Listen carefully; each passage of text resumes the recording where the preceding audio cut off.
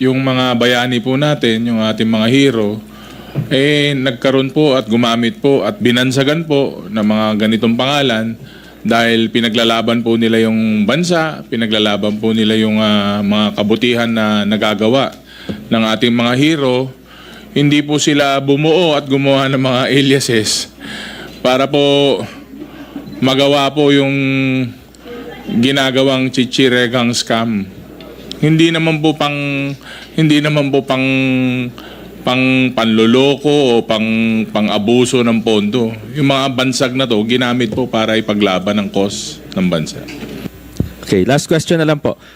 Kanina may dilema si Senator Judge Mig Zubiri na parang umaapela nga po siya na sana yung Commission on Audit daw po makapag-decide na po with finality dun po sa mga inaapela ng Office of the Vice President with regards to the use of confidential funds. Although meron ng notice of disallowance for the 73 million pesos, pero if I'm not mistaken, yung 375 ina-appeal pa no ng OVP. Pero sa palagay po ninyo, makakaapekto po ba yung dilema nung, well, kung hindi man lang si Senator Zubiri yung may ganitong klase ng concern na sana may finality na po, makakaapekto po ba yon sa inyong Article 1 or yun pong confidential funds article, or palagay ninyo hindi naman po kasi political exercise naman po ang impeachment trial ni VP Sara? It will strengthen. Kasi nakikita naman natin, alam naman natin, a COA report, especially if the decision will be final, ay magsisimbing selyo, no, magre-reaffirm, magko-confirm, magsasabing totoong-totoo ang sinasabi ng prosecution. Una, yung I don't want to use agitated na no or masyado nang anxious ang ating mga senator judges in finding out the truth kasi matagal na rin natin pinag-uusapan ito no kasi we always reference the committee hearing on the Committee on Good Government last Congress no. So I think that's a manifestation na gusto ng ating mga senador na makitang kabuuan yung magiging picture nito because the defense has been arguing na it's not yet final. By the way, just for the information of the body, no, to the public, final na po yung sa confidential funds 2022 last quarter of 2022. No, pinapabalik nga po 73 million kung di ako nagkakamali. 73 million pesos ng 125 million confidential funds covering the 11 days expenditure nito ay pinapasauli na po ng COA. So as far as COA is concerned, it's final. No? So we're talking about the first quarter, second quarter, and third quarter of OVP confidential funds and with that of Department of Education. So again, naintindihan ho natin yung kanilang gigil, no? Kung if I may use the word, na malaman po nila yung katotohanan. Dahil paano mo nga malalaman, yung dalawang testigo mo, wala silang kaalam-alam. Alam nila, pumipirma lang sila, alam nila, binibigay lang nila pera, nakita nila yung pera, tapos hindi nila alam kung paano ginasta. So, ang may alam naman ng paggasta, ang Vice President, ayaw naman pumunta, ayaw naman mag-offer ng kanyang explanation. So talagang, it left our senator judges to maybe find out other acts, other means in order for them to appreciate fully kung ano yung problema na ito. So again, tayo naman dito sa House Prosecution Panel, magko-comply naman kung ano yung magiging direktiba ng impeachment court. Kasi ang sabi naman ng presiding officer, the court is a passive recipient of all the documents that would be requested by both panels to be subpoenaed. But may sinayt siya na ruling ng Supreme Court doon na at maybe they can also do the same, maybe motu proprio, exercise their own power to subpoena whatever documents that are necessary for them to help them, assist them in reaching an impartial judgment. So we just would like to rely on whatever is the court's decision as of the request, in relation to the request of Senator Zubiri. All right. Thank you, Haji. Joseph? So just on the last quarter ng OVP funds 2022, isn't that under MR sa commission proper? Tama ba? MR yun. Tapos na. Nag-MR na po sila. They filed ng MR and it was actually denied. No? They reviewed by the NBank. So it was already denied. In fact, the decision was to restitute. Kung di ako nagkakamali, correct me if I'm wrong, you have the data, mas alam niyo po yung data. I think mga nasa 70 plus million pesos that has to be restituted immediately by the OVP. Is it 75? 73. 73.2. Sir, konti lang on the, I'll ask about the reaction on the ruling on the sub judice on two aspects as it affects you and as it relates to the Vice President. Well, the sub judice rule naman encompasses not only the prosecution panel but even the defense, the senator judges, and as well as the witnesses to be presented by both panels, diba? But ang sabi namin, it should also extend to the respondent. Kasi nga, she is not only a vital, important person in this trial, she is the most important person in this trial because this is her trial. Diba? So whatever she says should also be applied. Whatever she says should also be guided by the sub judice rule. Diba? Ang mga recent na statements niya, bending the law, referring to I don't know if she was referring to the Senate President sitting beside the presiding officer because she was referencing to two men sitting on the podium ata, bending the law. So there's no other two persons sitting on top of the podium other than the Senate President and the presiding officer. So that in any way attacking not only the personality of the senator judges, but the entirety and of the integrity of the court. And just while the presiding officer was reading this very lengthy decision of the court, the Vice President came out with another statement. Sinasabi niya, just to judge the evidence, hindi lang daw magdrama-drama. So the way she looks at this impeachment trial is just an episode of series of drama. So she trivializes the discussion in the impeachment court by describing it as a drama. I mean, siya lang ata yung hindi ata nakukumbinsi sa mga ebidensya na pinapakita ng prosecution. In fact, as a matter of fact, yung confidence ng prosecution panel is so high that we thought that we needed to reduce the number of potential witnesses on the first article that we have presented before the court, diba? Just to save time for the court's time, diba? I mean, so describing it as a drama, as a is also in a way an attack on the integrity of the court. So I think consistent lang ang ating Vice President that she being a lawyer herself, she may very well know, I presume, she is very well conscious about the sub judice rule. Even without this trial of hers being conducted in the Senate, she already familiar with the principle of sub judice rule. So having known that, being a lawyer, still she came out with these statements. No, I think consistent lang siya. Na wala talaga siyang, para sa akin, na fina-follow na rules. Wala siyang nirerespeto na proceedings. If you go back to the time that we were conducting the hearing in the House of Representatives, she's questioning the jurisdiction of the House, even went up to the Supreme Court to question the jurisdiction, while she was also saying, and her team, that they were only answer this allegation at the proper forum. So ngayon na nandito na tayo sa proper forum, sinasabi naman niya drama. So I think she's just being consistent about not respecting any legal processes, which to me only manifests the kind of attitude that she has, that she holds herself above our laws. Balikan ko lang yung katanungan. Yes, ma'am. Go ahead. Ang tanong niyo po is, ano ang komento namin doon sa sub judice rule na sinabi ng ating presiding officer?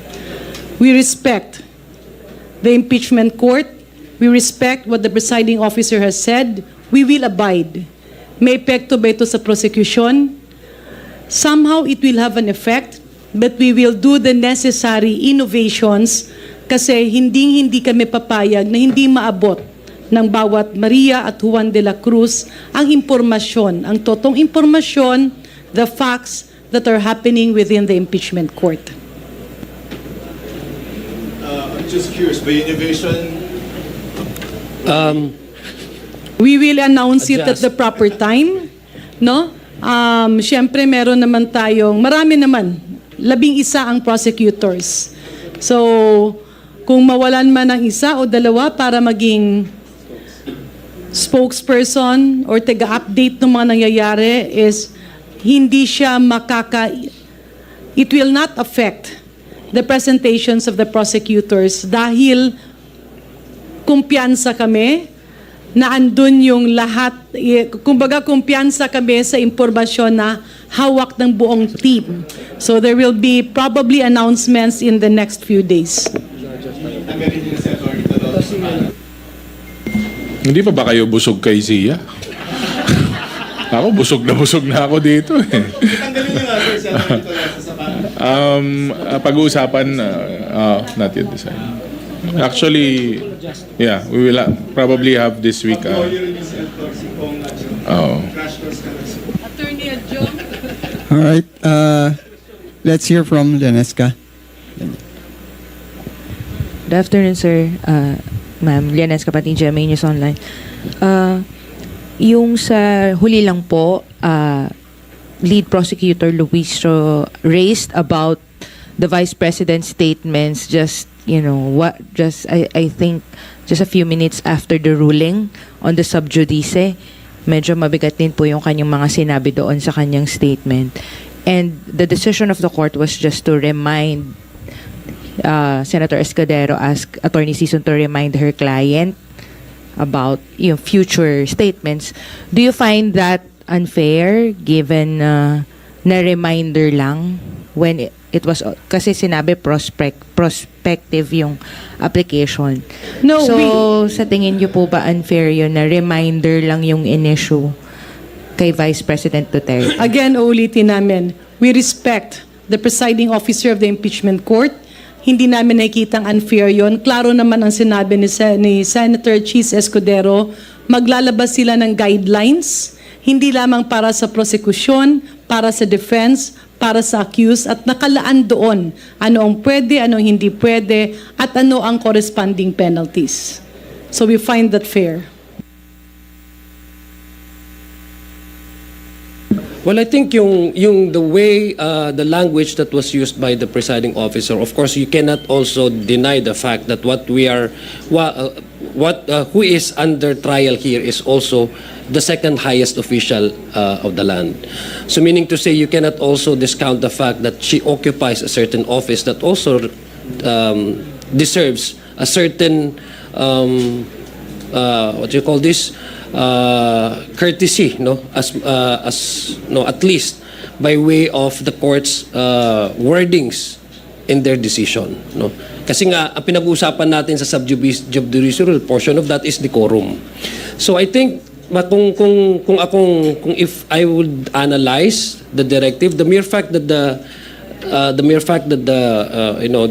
presiding officer was requested to also channel that advice to the court, the defense, indicates really that there is something not right when it comes to the kind of sayings or attitude of the way the vice president describes this ongoing impeachment trial, diba? So somebody really has to advise her to behave. Yun lang talaga. I think it would also give to her advantage, no, for a change, no. It will give her for a change. It will give her something to her advantage if she just simply follow after following this ruling of the court to just simply remain silent about how the proceedings are being conducted in the Senate, so that her defense team will no longer be requested to also respond to issues that may arise in the future should the Vice President come out with another statement again, questioning the trial. Kasi meron ng basis ang pwedeng gamitin ng prosecution at ito na yung ruling ng impeachment trial. Alright. May follow-up pa lang, Neska?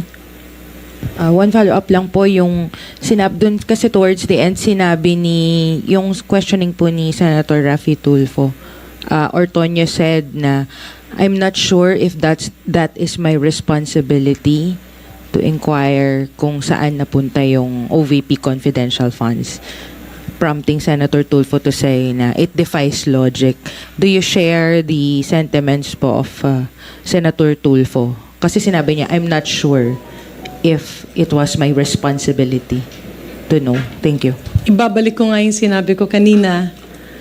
Nagulat kami doon sa testimonya ni Sir Lemuel Ortonio nung sinabi niyang tila pinapalabas niya na ang confidential fund is meant to protect the life of the Vice President. Uulitin po natin. Yung Memorandum Circular number 15, the use of confidential fund ay para sugpuin ang kriminalidad kagaya ng droga, terorismo, kidnapping, economic sabotage, at kung ano pang ibang mga bagay that will affect the general population of the Philippines. Doon naman sa sinasabi niyang hindi niya alam, syempre malaking it is inconsistent doon sa mga una niyang mga sinasagot dahil inamin naman niyang siya ay Assistant Chief of Staff, siya ang pumirma ng mga papel at ang pinirmahan niya ay vouchers at mga papeles. As Admin and Finance Officer, syempre kaakibat doon, alam mo kung saan paggagamitan, ano ang paggagamitan. Pero napakaklaro din dun sa sinabi niya na lahat ng pinaggamitan ay alam ng head of office. At walang iba yun, kundi yung ating pangalawang Pangulo, si Vice President Inday Sara Duterte.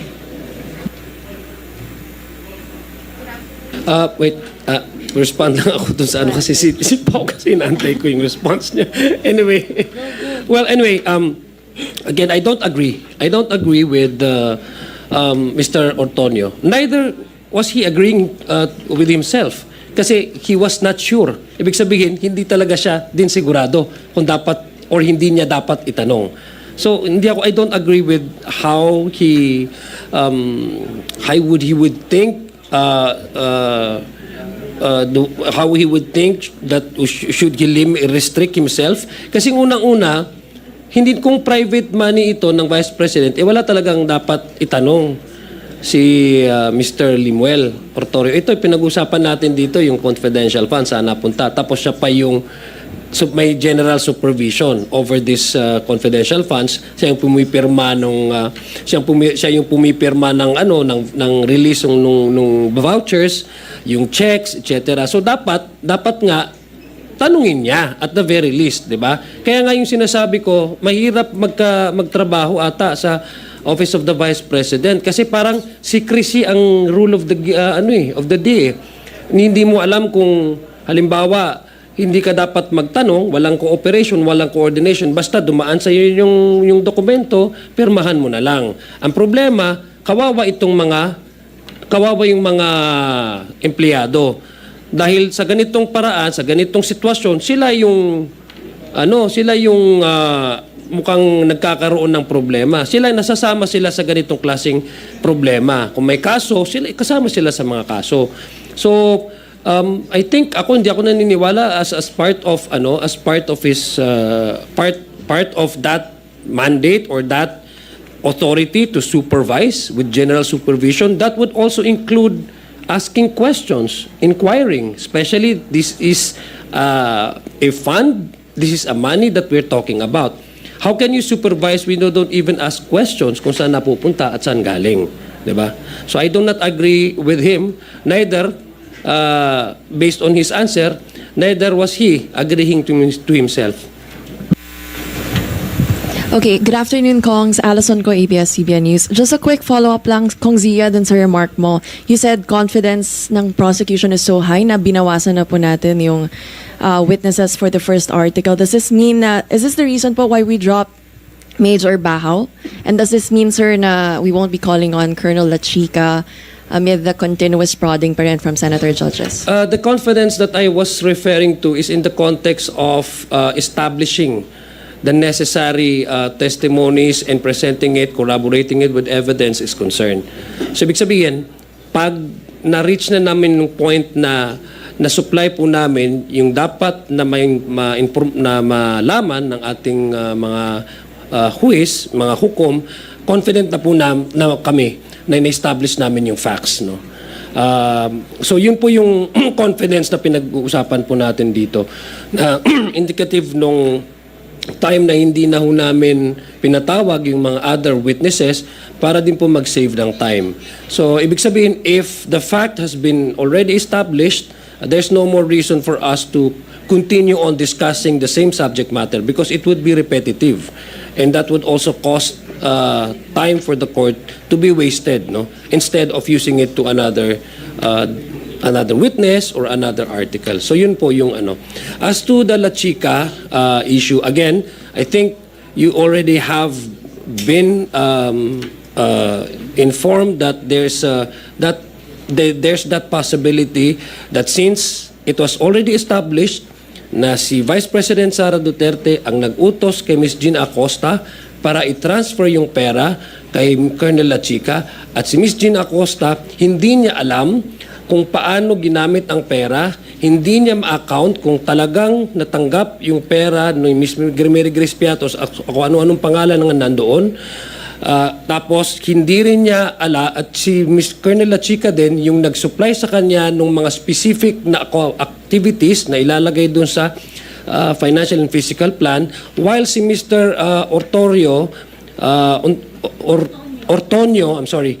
Limuel Ortonio sinabi rin niya na hindi niya si Colonel La Chica din yung pinagbigyan ng confidential funds do pumirma siya doon sa liquidation yung checks yung pag-release ng checks pero hindi niya din alam kung paano ginamit. Nalaman lang niya nung meron ng AOM tapos ang nag-supply sa kanya ng information on how to respond to the AOM ay si Colonel La Chica.